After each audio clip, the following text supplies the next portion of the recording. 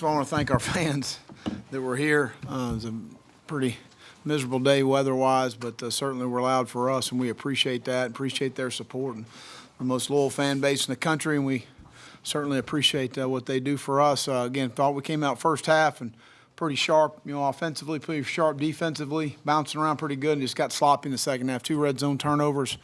Just didn't consistently run the ball at times. Obviously, the conditions catered to not throwing it extremely well.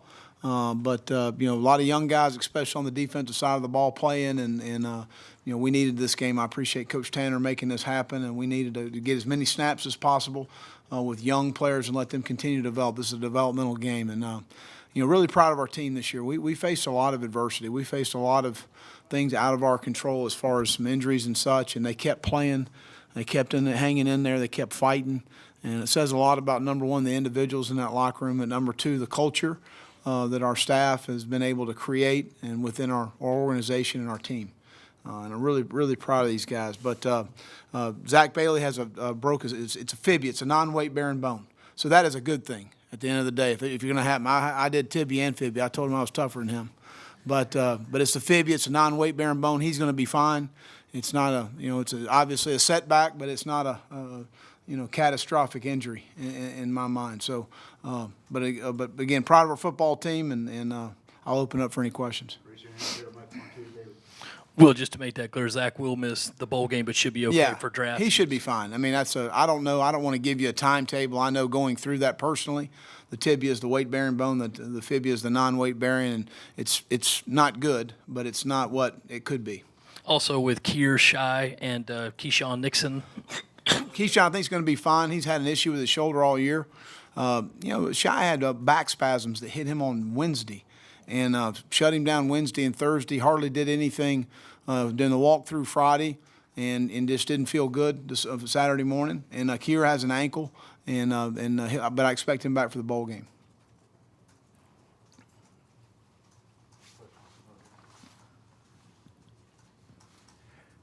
Will Memphis, Jacksonville, Charlotte, do any of them give you any kind of recruiting advantage with the bowl game and the location of the bowl game, or does that matter at all?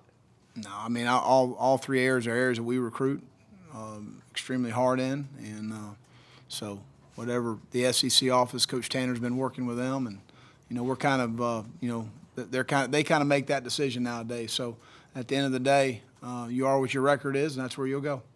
But nothing, no recruiting, no place. All 3 of those areas you mentioned, we recruit in all 3. Coach, did it feel strange at all to play a regular season game after Clemson? Well, yeah, I mean, it is something that is a little different. But again, I don't think people understand the work that Coach Tanner and his staff put in trying to make this happen for us, and we appreciate it. We needed an extra game. How fitting is it to see Debo go out the way he did? Oh yeah, great first half, and he had to retape his cleat there, or he would have gone back in the game. But just really played extremely well. He's been a great football player here at the University of South Carolina. Fought through a lot of adversity last year, obviously, and when he's been on the field, he's been as electric player there is in college football. Will, a 25-point lead late, Jake still going out there. Just what was the reasoning behind that? Well, just the ball handling. I mean, just the ball handling was awful, and we needed to. They were loading the box in the run game, and they were forcing us to throw the football, and we felt like that. Just in that situation, it was again, probably could have given some other guys some other snaps, but at the end of the day, we weren't taking care of the ball, and that would concern me.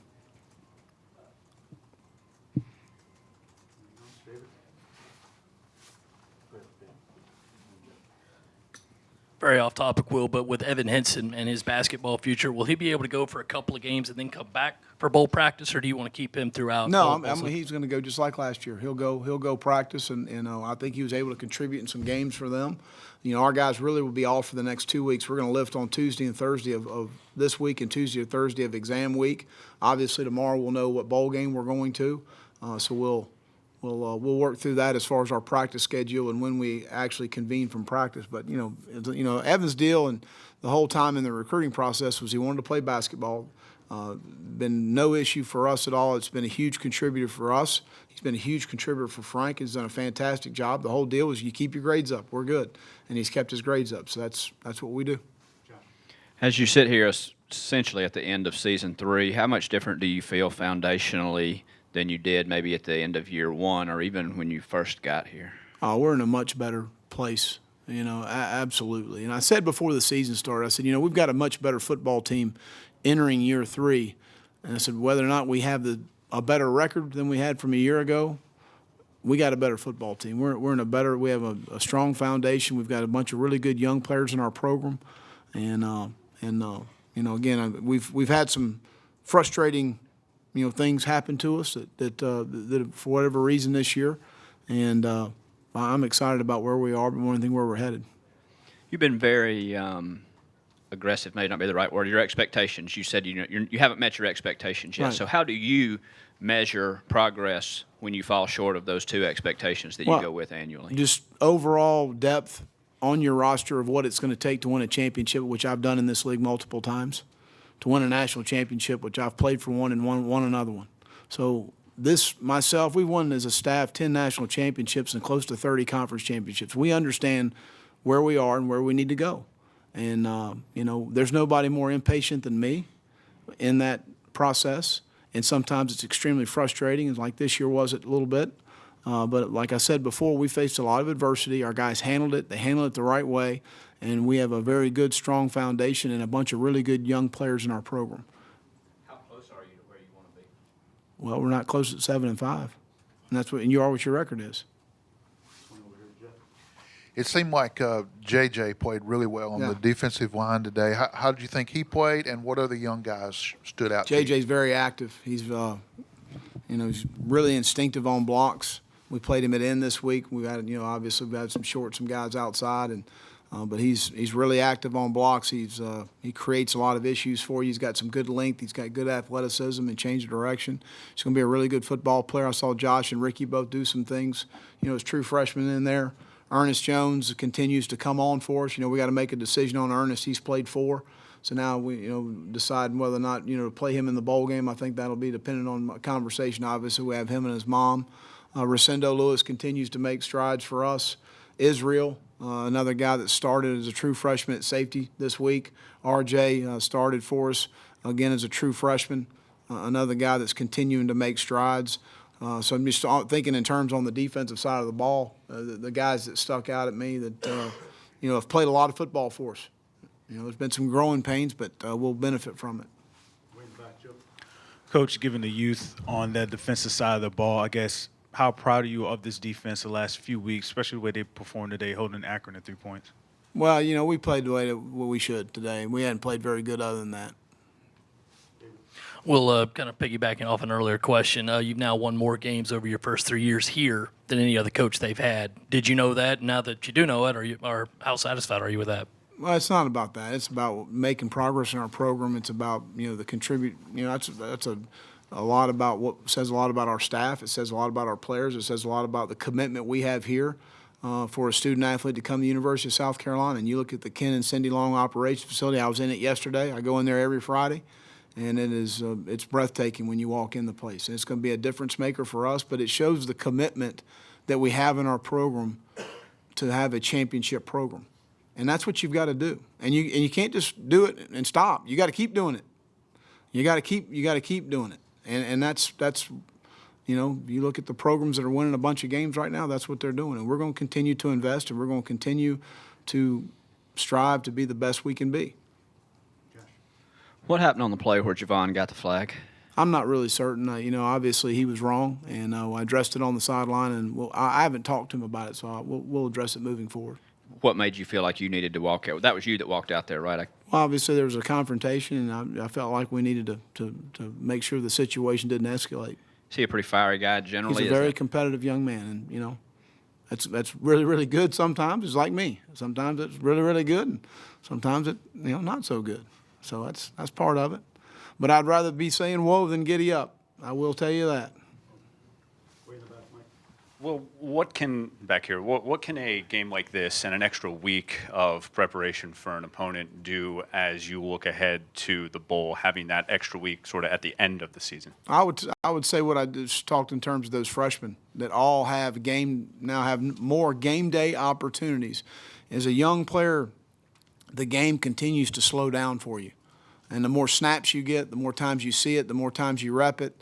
And you really can only get that on game day. And it's hard to simulate that for a young player to be able to make a check on the motion when it's a live situation. And so those are all, you benefit from that every time out. And certainly our guys got better today. I guess for you guys, what are kind of the next steps in recruiting as you look forward to signing day, and sort of what are some kind of things you need to sort of check off before you get there? Well, I mean, obviously, you're always trying to recruit for the best players. We have the early signing period. I'm anticipating probably anywhere from 18 to 20 guys signing for us on that day, maybe more. But, that'll develop itself over the next 2 weeks. We'll all be on the road tomorrow. We've got some official visits in today, so we'll be entertaining those people tonight. Again, I feel pretty good about where we are. Obviously, there's some things we need to add to our class, and hopefully that'll be in December. If not, we'll continue to recruit to February until we finish the class out. Coach JC didn't play today. Just where's he in his rehab, and do you kind of expect? Yeah, I think if we played next week, he'd play. He would play. He gave it a go up there at Clemson and just didn't feel good about it, and then had some soreness. We felt good about our lineup going in today. Well, what's the game plan tomorrow with the team? Will you guys be watching the selection show as a team anywhere? No, we're all going recruiting, so the coaches will all be gone. I think we've got Steve Fink wanted to have a press conference. I guess we got to do that. But other than that, we're going to be gone. We won't be here, so the guys will. Our guys need some time off. We've worked extremely hard, and they'll be in the building. Only if they don't need treatment or lifting for Tuesday and Thursday next week. That's it. And if they don't need any treatment or anything, then they need to decompress and get away a little bit. Sort of going back to the recruiting, next Saturday, I guess the entire staff will be back here watching state championship games, and I guess how excited are you to? Well, obviously, I can't watch some of comment on those? any individual player. Sure, yeah, but there are games happening, and I assume you. Well, that's one of the goals for every high school player in the state of South Carolina to come play at Williams-Brice, and we got some really good ones coming. Can you comment on who's going to win the SEC championship today? No.